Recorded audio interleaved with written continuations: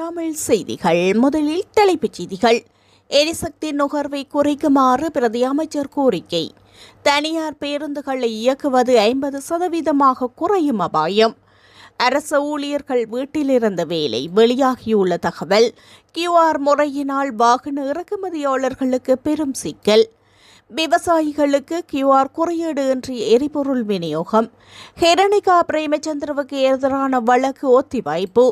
ஹோமோஸ் நீரிணையை திறக்க சீனாவிடம் உதவிய கோரிய ட்ரம்ப். துபாய் சர்வதேச விமான நிலைய பணிகள் முடங்கின. QR குறியீட்டு முறையை தவறாக பயன்படுத்துபவர்களுக்கு எதிராக கடும் சட்ட நடவடிக்கை. போலி எரிபொருள் அனுமதி பத்திர இணையதளம் பொதுமக்களுக்கு விடுக்கப்பட்டுள்ள எச்சரிக்கை. எரிபொருள் நெருக்கடி, பாடசாலைகள் மூடப்படுமா? கல்வி அமைச்சின் அறிவிப்பு. தொடர்பான விரிவான செய்திகள். தற்போது நிலவும் நெருக்கடிக்கு மத்தியில் பொதுமக்கள் சிக்கனமாக எரிபொருளை பயன்படுத்துவார்களா என் QR முறைமை அவசியப்படாது என தொழில் மற்றும் தொழில் முயற்சி அபிவிருத்தி பிரதி அமைச்சர் சதுரங்க அபேசிங்க தெரிவித்துள்ளார். இன்று நடைபெற்ற மக்கள் சந்திப்பொன்றில் உரையாற்றும் போதே அவர் இதனை குறிப்பிட்டுள்ளார். இந்த சிக்கல் இலங்கைக்கு மாத்திரமல்லாமல் உலகம் முழுவதற்கும் பாதிப்பை ஏற்படுத்தியுள்ள ஒரு பிரச்சினை என்றும் அவர் அங்கு மேலும் தெரிவித்துள்ளார். எனவே முடிந்தவரை எரிசக்தி நுகர்வை குறைக்குமாறு பிரதி அமைச்சர் மக்களிடம் கோரிக்கை விடுத்துள்ளார். இந்த தருணம் எமது நாட்டிற்கு மட்டுமல்ல, முழு உலகிற்குமே ஒரு கடினமான சூழ்நிலை. இதற்கு முன்னர் இந்த நாடு வங்குரோத்தானதால் எமக்கு எரிசக்தி கிடைக்காமல் போன ஒரு நிலை இருந்தது.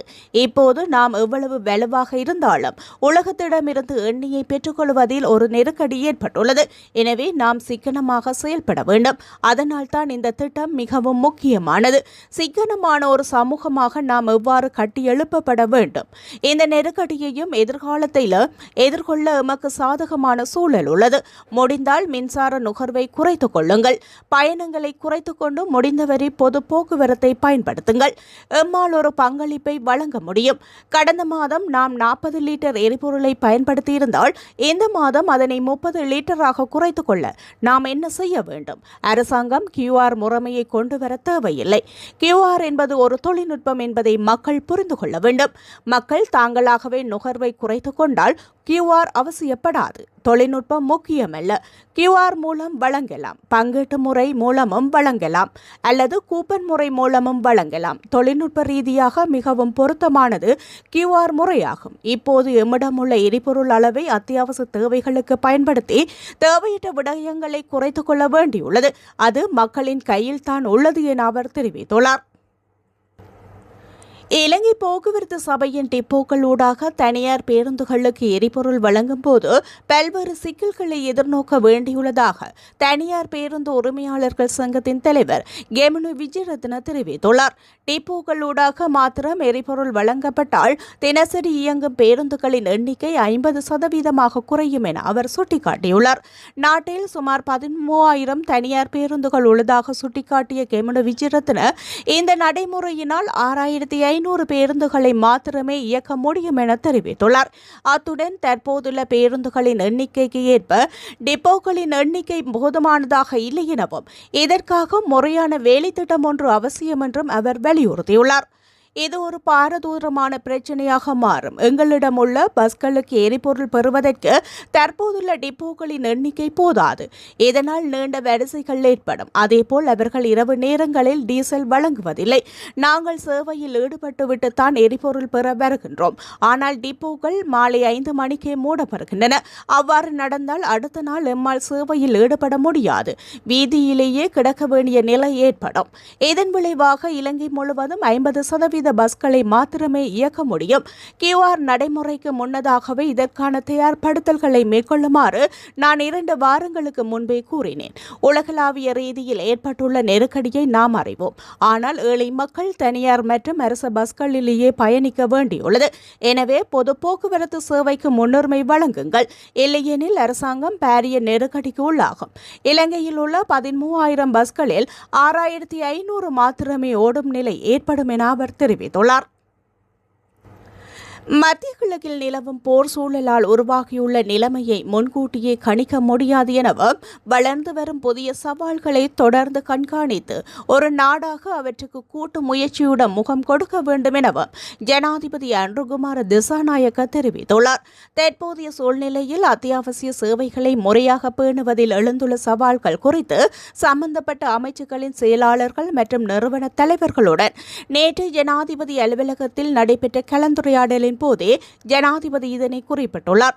இந்த கலந்துரையாடலின் போது எரிபொருளை சிக்கனமாக பயன்படுத்துவதை உறுதிப்படுத்தும் நோக்கில் அரசு ஊழியர்கள் வீட்டிலிருந்து பணியாற்றுவதற்கான சாத்தியக்கூறுகள் குறித்து ஆராய்ந்து அறிக்கை சமர்ப்பிக்குமாறு ஜனாதிபதி ஆலோசனை வழங்கியுள்ளார். சுகாதார சேவைகளை தடையின்றி முன்னெடுப்பதில் விசேட கவனம் செலுத்தப்பட்டதுடன் அதற்காக அத்தியாவசிய பொருள் கையிருப்புகளை பிரதேச ரீதியாக பேணுவதற்கான சாத்தியக்கூறுகள் குறித்தும் ஆராயுமாறும் அறிவுறுத்தப்பட்டுள்ளது. தற்போதைய நெருக்கடிக்கு மத்தியில் கல்வி உள்ளிட்ட ஏனைய துறைகளை எவ்வாறு தொடர்ந்து முன்னெடுத்து செல்வது என்பது குறித்தும் இங்கு ஆலோசிக்கப்பட்டது. விவசாயம், மீன்பிடி மற்றும் கைத்தொழில் துறைகளுக்கான எரிபொருள் தேவைகளை பூர்த்தி செய்வதற்காக டிஜிட்டல் குறியீட்டு முறைமையை விரைவாக முறைப்படுத்துவதன் அவசியத்தை ஜனாதிபதி இங்கு சுட்டிக்காட்டினார். எரிபொருள் விநியோகத்திற்காக அரசாங்கம் அறிமுகப்படுத்திய QR நடைமுறை காரணமாக வாகன இறக்குமதியாளர்கள் பாரிய சிக்கலை எதிர்நோக்கியுள்ளதாக இலங்கை வாகன இறக்குமதியாளர்கள் சங்கத்தின் தலைவர் பிரசாத் மானமே தெரிவித்துள்ளார்.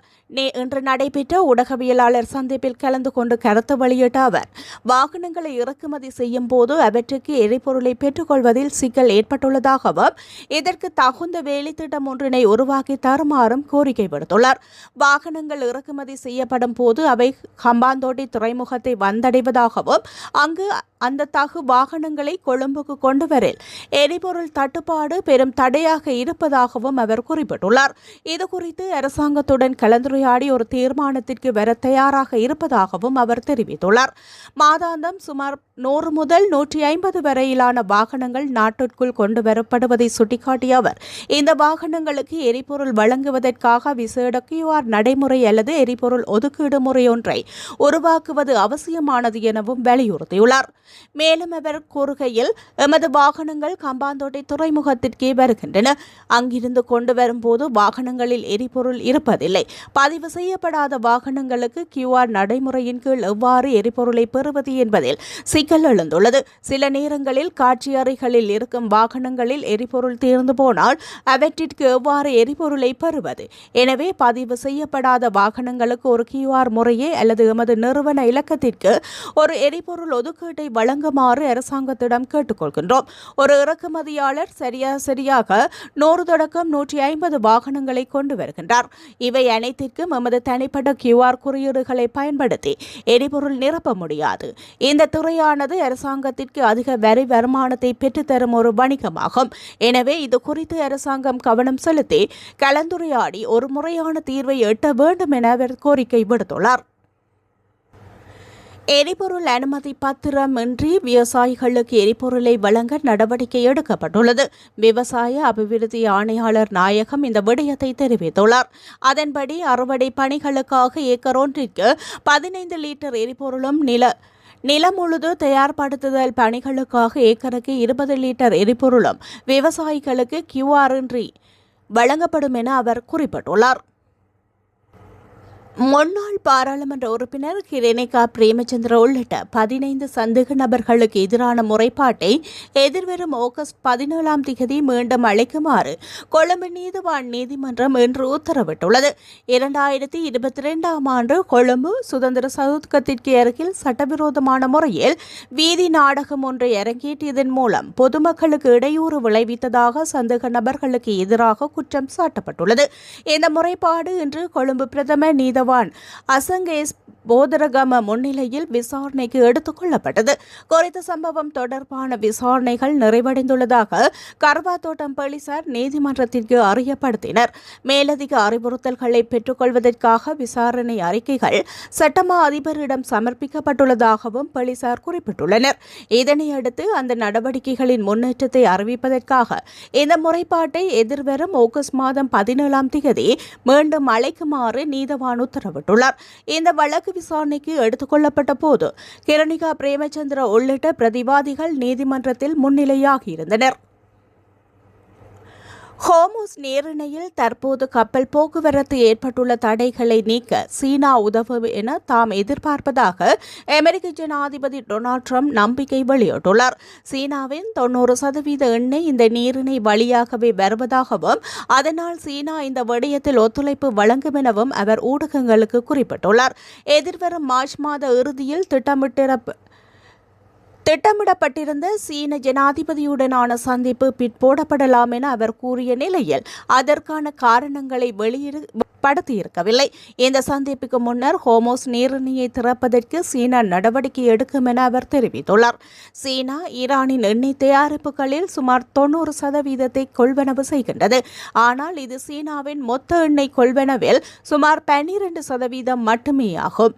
வாஷிங்டனை சேர்ந்த உத்தியோகபூர்வ மற்றும் சர்வதேச ஆய்வுக்கான மையம் சீனாவின் எண்ணெய் போக்குவரத்தில் சுமார் 40% மட்டுமே ஹோர்முஸ் நீரிணை வழியாக செல்வதாக தெரிவித்துள்ளமையும் குறிப்பிடத்தக்கது. துபாய் சர்வதேச விமான நிலையத்திற்கு அருகே இடம்பெற்றதாக கூறப்படும் ட்ரோன் தாக்குதல் காரணமாக அங்குள்ள எரிபொருள் தொட்டியில் தீப்பரவல் ஏற்பட்டுள்ளதாக தெரிவிக்கப்படுகின்றது.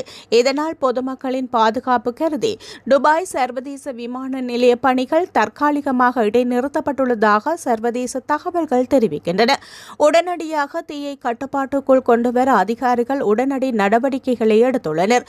குறித்த சம்பவத்தில் தற்போதைய நிலையில் காயங்கள் எதுவும் ஏற்படவில்லை என கூறப்படுகின்றது.